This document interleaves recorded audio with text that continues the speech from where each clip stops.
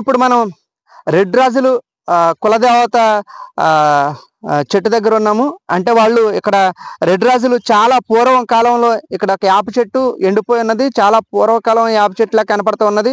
అయితే ఇక్కడ పెద్దలు అయితే చెప్పారు ఇక్కడ చెట్టు ఉంటుంది, యాప చెట్టు, అది ఎండిపోయింది. దాని కింద శిలాగ్రహాలు ఉన్నాయి, రాళ్ళు రూపంలో ఉన్నాయి. వాళ్ళు పూజ చేసుకునే వారు కనపడుతున్నది. ఇక్కడ మనం చూడొచ్చు. ఇక్కడ ఆల్రెడీ ఇక్కడ వ్యవసాయం చేస్తున్న రైతులైతే కనుక పూజ చేసినట్లు కనపడుతూ ఉన్నది. ఇక్కడ కొన్ని రాళ్ళు అయితే శిలల రూపంలో కనపడుతూ ఉన్నాయి. వీళ్ళనే వాళ్ళు అమ్మవారిగా వాళ్ళ కులదేవతగా పూజలు చేసినట్టుగా ఇక్కడ మనకు కనపడుతుంది. అదే పరిస్థితుల్లో ఇప్పుడు వ్యవసాయం చేస్తున్న రైతులు కూడా ఇక్కడ మరి వీటిని పూజించడం అయితే జరుగుతూ ఉన్నది అమ్మవారిగా.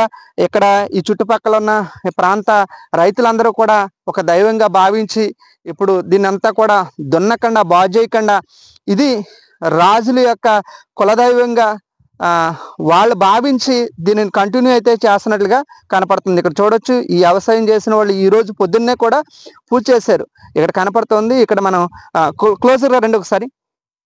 ఇక్కడ శివలింగ రూపంలో కూడా ఒక రాయి అయితే కనపడ్డది. ఇదే మీరు చూడొచ్చు. అంటే ఇరిగిపోయింది.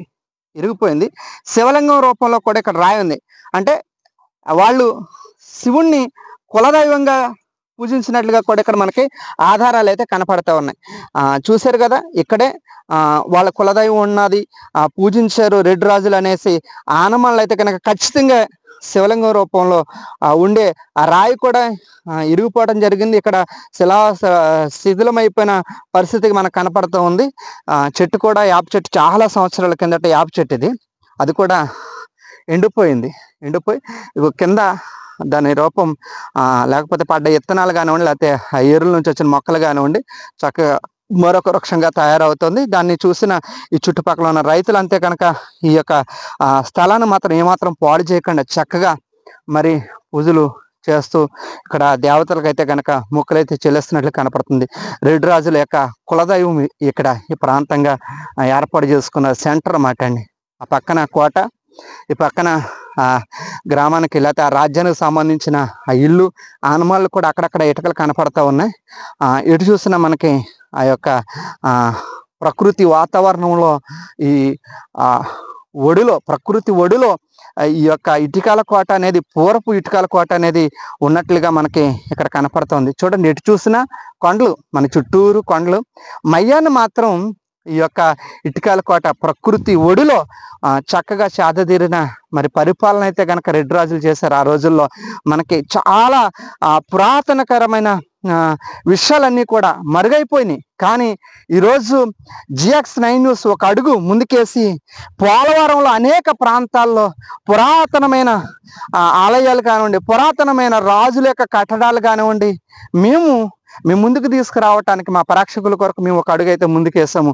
మా ప్రయాణం ఈరోజు చాలా దూరం నుండి, పోలవరం నుంచి దాదాపు ఇక్కడికి ఒక 20 కిలోమీటర్లు సుమారు లోపల అడవిలో, అంటే తక్కువే అనుకోవచ్చు మాటల్లో, కానీ అడవిలో రావటానికి మాత్రం అది ఇరుకు అయిన మార్గంగా కనపడుతుంది. చాలా చిన్న చిన్న మార్గాలు, మనుషులు నడిచి వచ్చిన మార్గాలు, ఆ కొండలు రాళ్ళు దాటుకుంటూ మేము వచ్చేటప్పటికి ఈ పక్కన పెద్ద వాగు అయితే కనుక వెళ్తా ఉన్నది. ఇదంతా కూడా తీసుకుని మేము ఎందుకు వచ్చామంటే కనుక ఇది ఇప్పుడున్న జనరేషన్కి, ఇప్పుడున్న ఎవరికి కూడా తెలీదు ఇక్కడ కోట ఉందన్న సంగతి. కానీ అతి తక్కువ మందికే తెలుసు. కాబట్టి ఈ విషయాలన్నింటినీ కూడా GX9 న్యూస్ మీ ముందైతే పెట్టడానికి వచ్చింది.